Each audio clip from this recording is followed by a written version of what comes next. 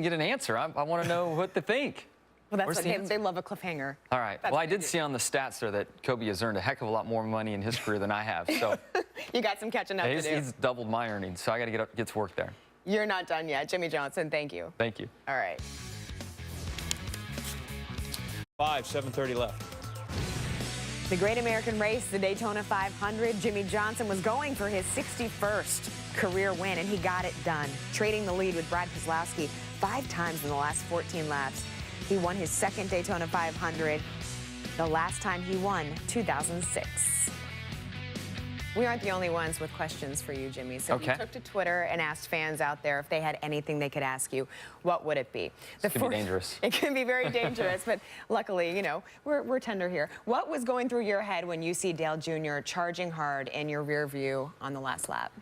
I knew where he started from, which was in 4th, and all day long, 4th or 5th, and nobody had a run that could carry them 2 or 3 lanes. So I felt very good about him staying behind me as we went into turn 3. I certainly moved down to defend and block that position, but I knew he would stall out at some point as he got closer to me.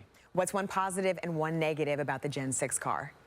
I mean, so many positives, and it's hard to say that there's anything negative right now. I think the car has been amazing. It looks great. It does everything everybody's asking for, and it's still new. We're one race in. It's going to evolve, and NASCAR is open-minded to help this car evolve at the right pace and to fix any concerns someone may have. So there's a lot of work to be done yet. Next up, which brings a better sense of accomplishment, 2 Daytona 500 wins or 5 consecutive championships? The 500 is very special, but championships are what it's all about, so those 5. All right, 3-time X Games gold medalist, NASCAR Camping World Truck driver, Nationwide driver, etc. Ricky Carmichael wrote in, and he said, what was harder, motocross racing or NASCAR racing? Wow.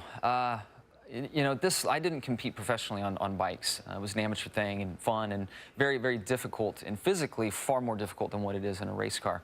And I still watch those guys all the time and have mad respect for them. But, you know, the cup level and dealing with the best in the business and really competing at this pro level with these guys and now Danica is a whole different game.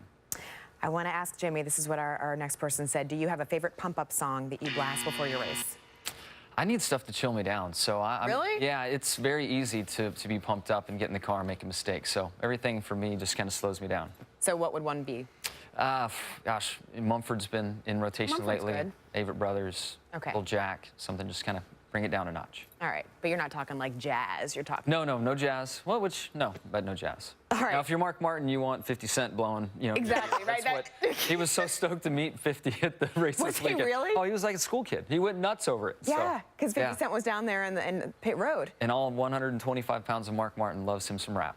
But that is not Jimmie Johnson. What was your favorite win of all time?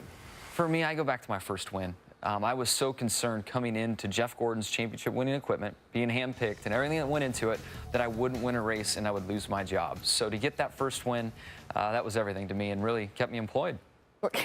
Good point. With that over 2 Daytona 500 wins? Yeah, I mean the first of any, my first championship, this very first win, this win gave me the confidence to move forward in my career, and that day was so meaningful to me. I ran in stock cars for a few years prior to that and didn't have a lot of success, had a lot of people questioning Jeff Gordon's vision, Rick Hendrick's vision to put me in that car. So to pull that off, that was a huge day for me. Little Lion Man, Jimmie Johnson from Mumford & Sons. That's their best one. All right, stick around. We haven't waved the checkered flag yet. Okay, more to come. All right. Oh, we are in the last lap of Sports Center. Unless, of course, somebody comes through here and crashes something. We got the green-white checker, and that's going to take forever.